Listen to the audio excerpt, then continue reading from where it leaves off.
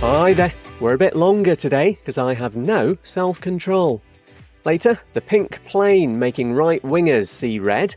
First though, Stephen Fry reckons Harry Potter's wicked grandma has been radicalised by anti-transgender feminists. The performer actually used to be friends with her and narrated all the Potter audiobooks, but now he says grandma's cruel, wrong and mocking opinions are weird and he sees her as a lost cause. Stephen's spoken up for trans people on many occasions. They face enough difficulties in stepping up to who they really are and becoming who they know they were born to be.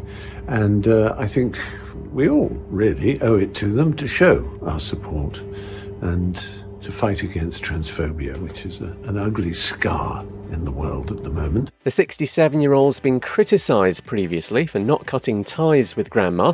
Says she used to be charming, funny and interesting, and as we all know, she ain't any of those things no more. The mayor of Budapest is shrugging off yet another attempt to stop next week's Pride March. Police there have just announced a ban, in addition to the Hungarian government's on Pride events. But Gergely Karashon reckons that's all irrelevant because of the way he's organised things as a municipal event. Dozens of members of the European Parliament plan to attend.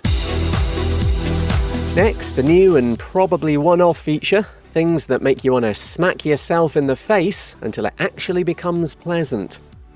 America's National Queer Youth Suicide Prevention Hotline's being shut down after accusations of radical gender ideology by the country's radical right-wing government.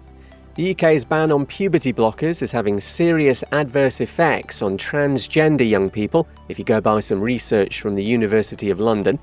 And since Instagram, Facebook and Threads diluted their hate speech rules in January, more than a quarter of queer users say they've been directly targeted. And no, you right-wing wrong'uns, a Royal Air Force plane hasn't been painted pink for Pride Month. Calm down, you prejudiced little pea-brains. Knuckle-headed bedwetters who live to be offended have fallen for the satire from the RAF Luton spoof social media account. It claimed the aircraft would be repainted every 4 days to a different colour of the rainbow at a cost of £85,000. No time to tell you that. A protest against Hungary's Pride ban takes place tomorrow outside the country's embassy in London.